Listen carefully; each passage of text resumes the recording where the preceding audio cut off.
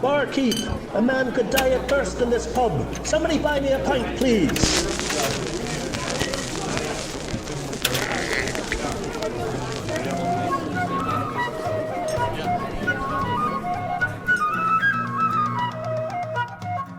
Hello out there, everybody, and all ships at sea. Skip Healy coming at you with episode 12 of the Empty Pockets podcast with Skip Healy. We're a little bit late getting it out to you this week. Stefan Graf, my producer, has been away on a very, very well-earned and well-deserved vacation with his lovely wife, Karen, and their children. I think they were off in Slovenia for a little bit of time. Very popular vacation destination here. It's a little bit on the affordable side on this side of the pond. Very, very beautiful country. Quite a few of my friends have just spent their summer vacations there, so I'm going to have to check it out myself one of these days. Now, got to just shout at you here for a second about what's been happening, why I didn't get this out also on Saturday, big reason for that, and just to explain a couple of, not changes, but some of you seasoned viewers of the podcast and Tunes from the Shop know this stuff, so please bear with me for a minute while I review a couple of things for my new viewers. The last podcast we put out with my French Connection buddies at this point has about 400 or slightly over 400 views, which makes it the second most watched podcast that I have done so far, only behind episode 1 featuring Ian Anderson from Jethro Tull. So thank you all very much. I tried a little experiment by putting a sample out on Facebook last time to show everybody a little bit what the podcast is about and what the musicians that were going to be appearing sound like. I think it really helped generating some interest. So we're going to start doing little previews like that of what the podcast is going to come. A little more work for Stefan, but he just loves editing things. Anyway, so I've gotten a lot of questions because there were so many new viewers and also a bunch of new subscribers. Thank you guys so much for that. But the newer viewers have noticed this buy me a coffee or buy me a pint, and they're wondering what that deal is because I haven't explained it for quite a while.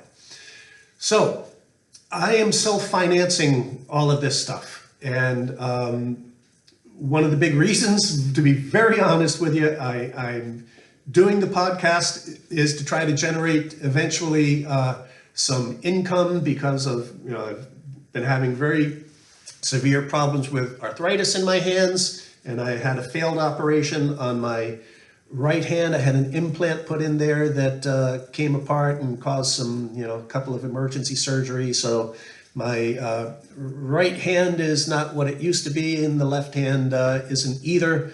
So full shot concerts aren't as easy as they used to be. So I'm kind of looking for another, again, being completely honest with you. I love doing these things. I love it that you enjoy the videos, but I am trying to buck up a little bit of a revenue stream for my family. So the Buy Me a Pint thing, it's a service actually called Buy Me a Coffee. And I don't like the idea of you have to pay to see the content. I want it to be voluntary for you if you've really enjoyed the content and you'd like to see more of it and you'd like to see me be able to expand technically and with the musicians I'm bringing in. I need a little bit of I need a lot of financial support to do some of this stuff. So that's what the Buy Me a Coffee thing is. When you subscribe to the service, as I did, they let you call it whatever you want.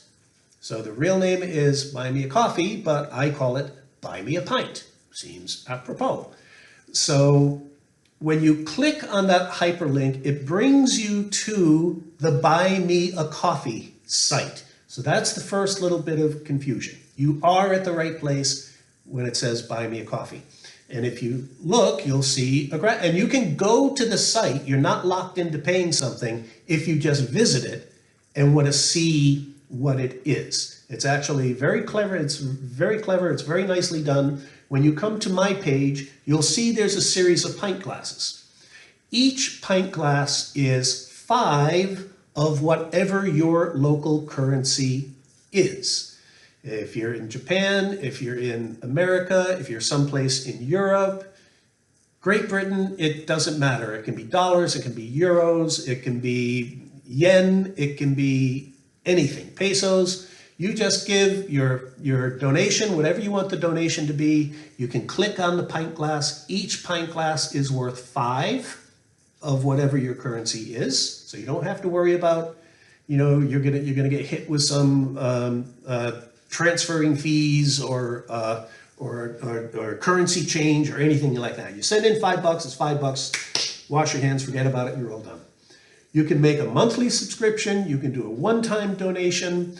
You can pay, when you pay 200 whatevers or over, you then get access to what we call the Snug, which is the full unedited version of the podcast. So then you get to see all the madness that Stefan always has to cut out all the time, which he does so beautifully, by the way.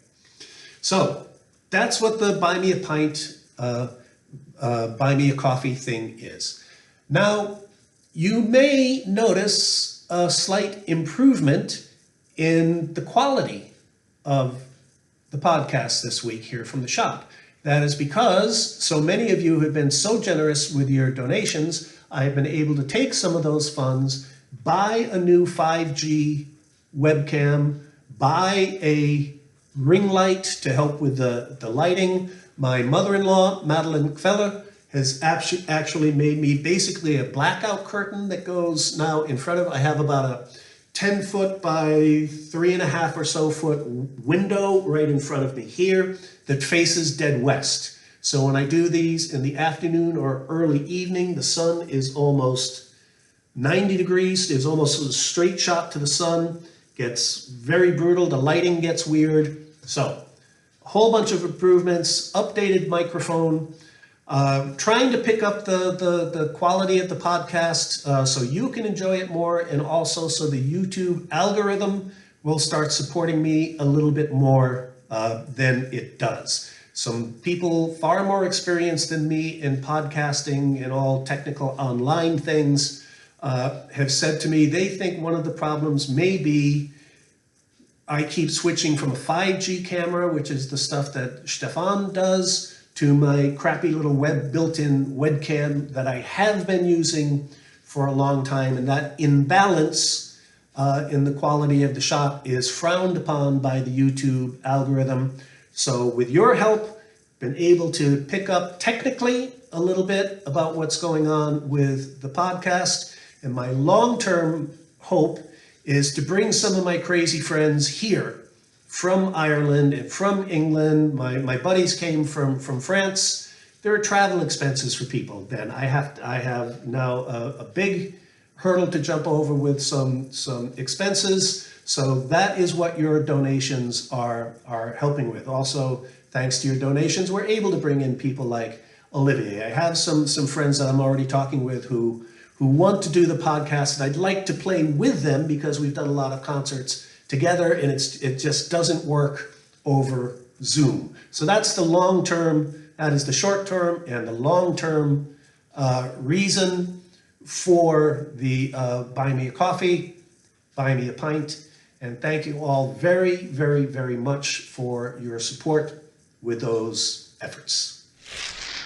Okay, so before we get to the tune today, we're going to have just a little bit of a tutorial about how to manage the keys on your flute. Now, down at the bottom, we have, as I've said, the first key that was added to flutes for D sharp. Now, the next one up, you see there's 2 holes that are basically in the same place. Very good reason for that. They're both for the same note. This is for your F, or F natural, if you want to say that. The way you play the note is you finger an E. We'll forget about the D sharp key for the moment. Keep it simple. You finger your normal E note, like on your 6-hole flute, and you can either use your right ring finger to open the short F key, or you can use the small finger on your left hand to activate the F key.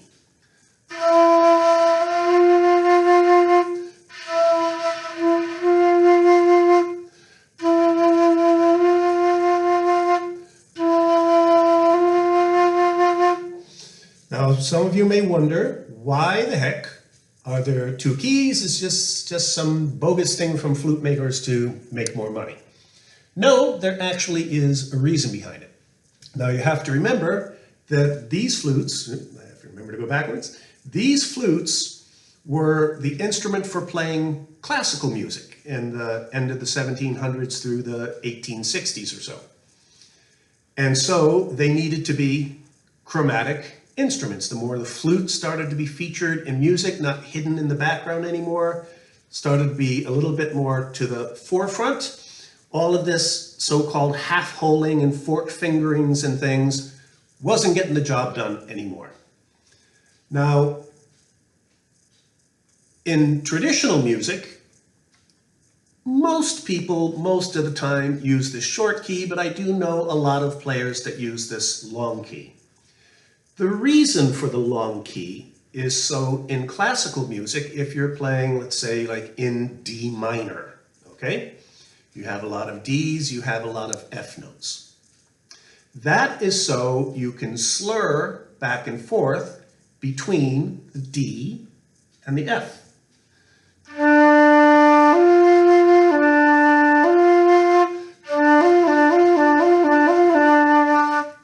If you try to use the short key and slur from D to F, you get an E.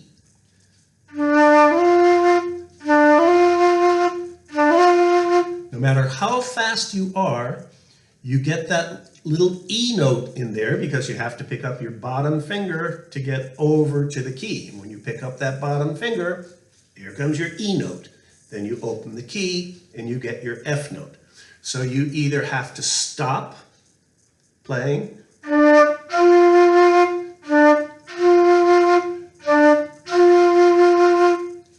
or just deal with what actually kind of becomes a triplet playing D, E, F.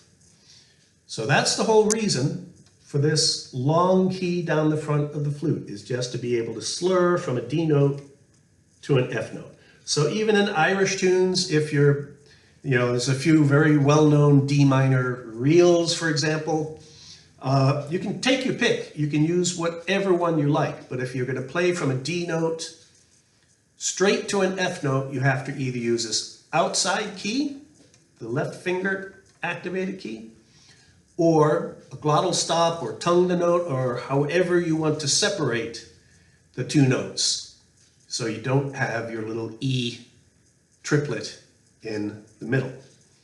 Now, the other note we're going to be playing a lot in one of the tunes today is a B flat. And for B flat, you finger an A note, and then you activate the short key underneath the C key.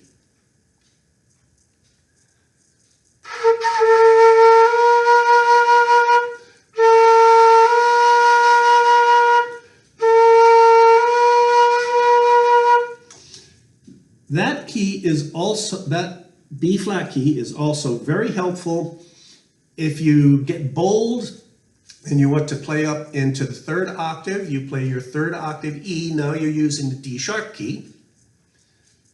You can play 1, 2, 3's open, 4, 5, D sharp key, that's your E. And then you use, again, this B flat thumb key to get your F note. You don't have to use these two down here. Now you're going to use the B flat key to get F natural.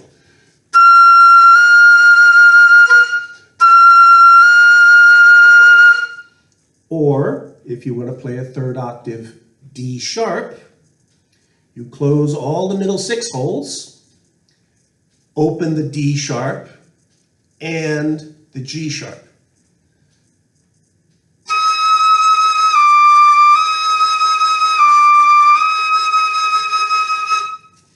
So there's a little bit how to use some of the keys, a little bit, starting to get creeping up into the third octave a little bit. Just showing you how to use the keys.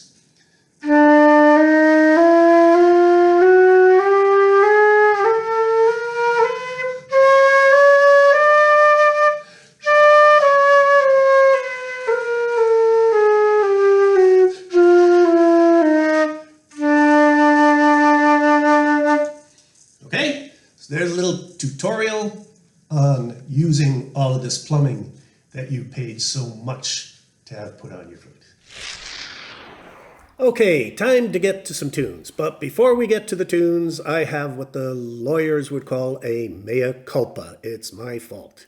I try to give you accurate information all the time with the names of the tunes and histories of the tunes and things, but sometimes I do make mistakes. And I made one last week with a tune that I told you was called Mattabasset and was written by my friend Mike Bell. Now, I do have a friend named Mike Bell, and he did write a tune named Mattabasset, but that wasn't it. What I've been trying to do is very slyly, I'm teaching you a set of 3 tunes from my Farewell New England Shores CD from many years ago. And the set of tunes starts with the one I showed you last week, then goes to Mattabasset, and then goes to one I showed you the week before that, which is the Humors of Innistymen. Okay? So what we're going to do today is I'm going to show you the correct Mattabasset. But first, we're going to look at the tune that I showed you a few days ago, which is properly called The Cat in the Hopper.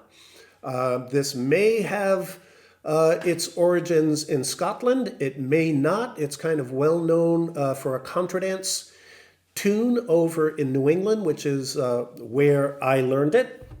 But again, this tune is going to have some F naturals in it, and it's going to have some B flats in it.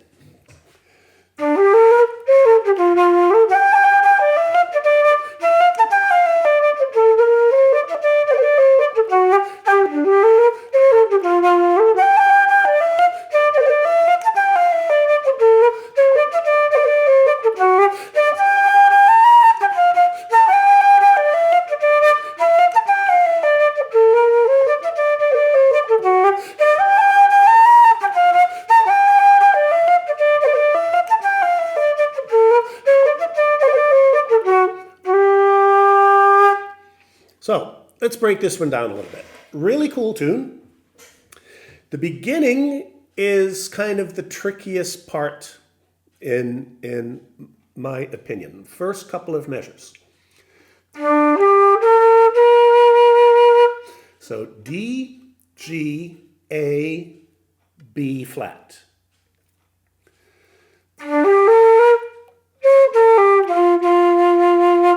Then up to a C, down to the F natural, okay? So that's a little bit the tricky part.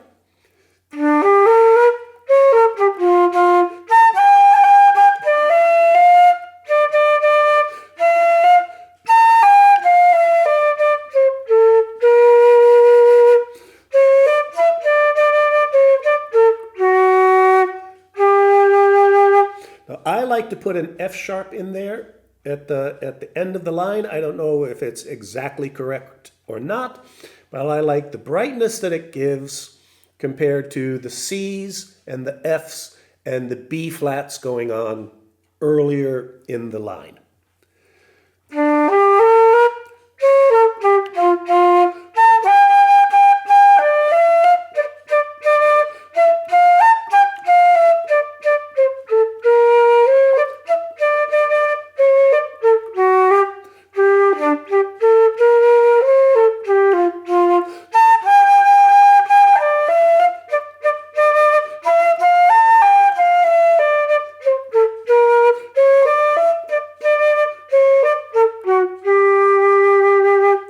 Okay, not too bad once you get through that little section with the B flats and the Fs. Really not that difficult to tune. A little bit tricky. There are tunes that, like I tell my students, there are tunes that are hard and there are tunes that are tricky. This one just has these couple little hitches, especially if you're not so used to using your B flat and your B flat and your F keys. A little bit of practice, going slowly.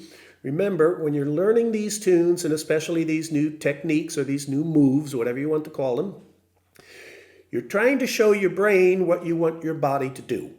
So take it easy on your brain, especially an old confused one like mine. Slow down, really upload, in the modern parlance, these notes, these passages, these movements into your brain. Show your brain what it is that you want it to make your body do. And it goes much better than just trying to brute force your way through the tunes. Okay? Now we'll take a look at the second half. Starting on a second octave G, and we're going to get to that B flat pretty quickly. So G, A, followed by the B flat.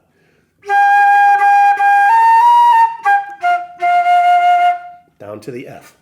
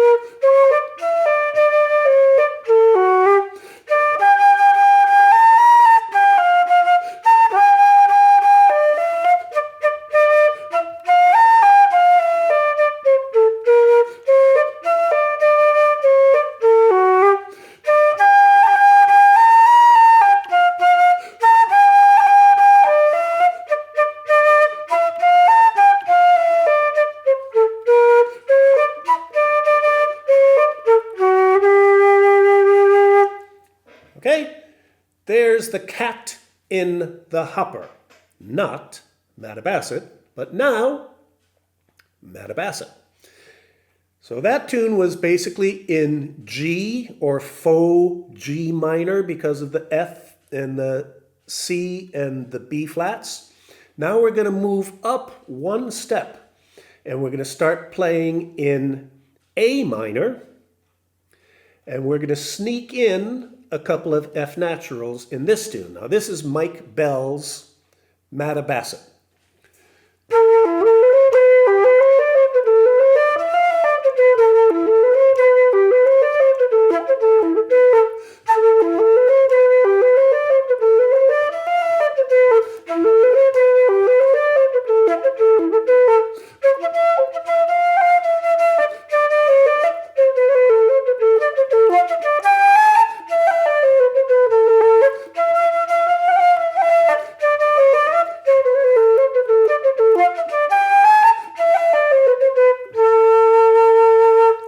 So as you can hear, it has got this great little run in the second half where you have a F natural going, and then you come up to a G sharp, which is this big burst of brightness in the middle of the tune. It's an absolutely brilliant jig, and for the most part, except for that couple of measures, dead easy.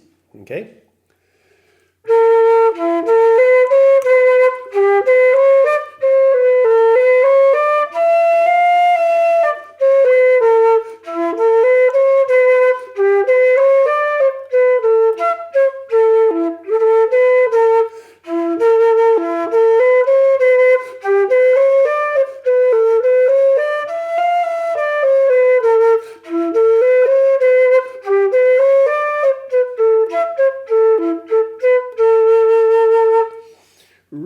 straight ahead, the tune flows up and down, flows like a river named the Mattabesset.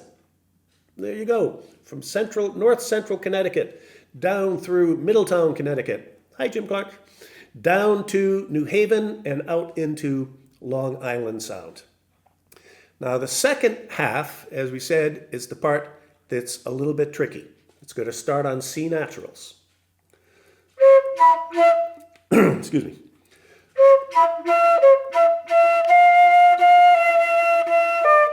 Okay, so there's our first F.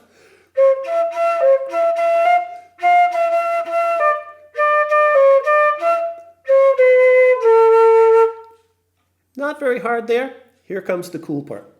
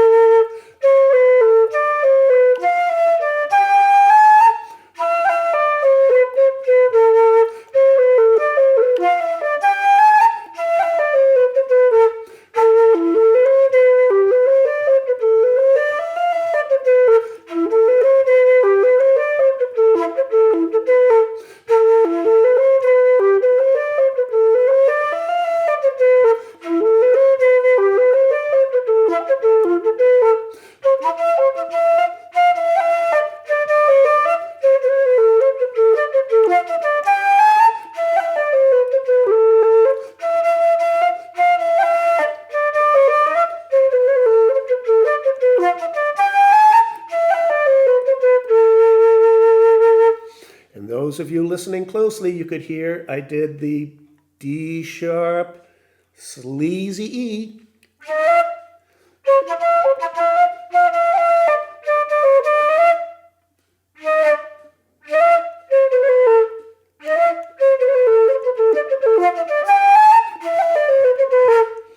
So now you take the humors of Enestymon in G major. So you have one bright tune at the end, and you have what I think is a pretty cool set of jigs.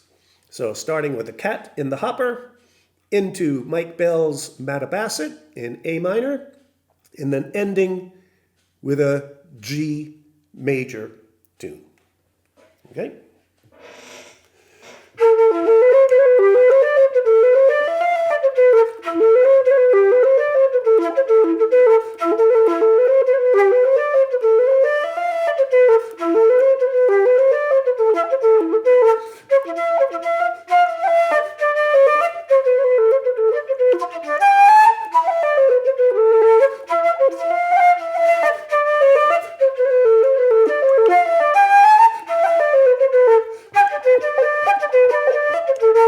And that's the humors of Enestymon.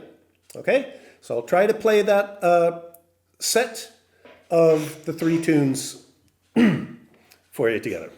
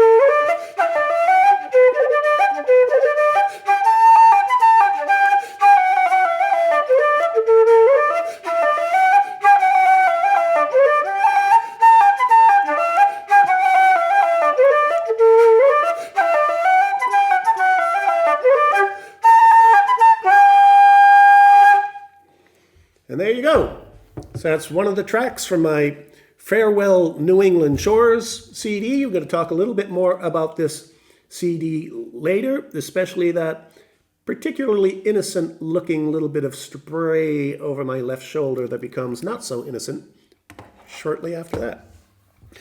So there you go.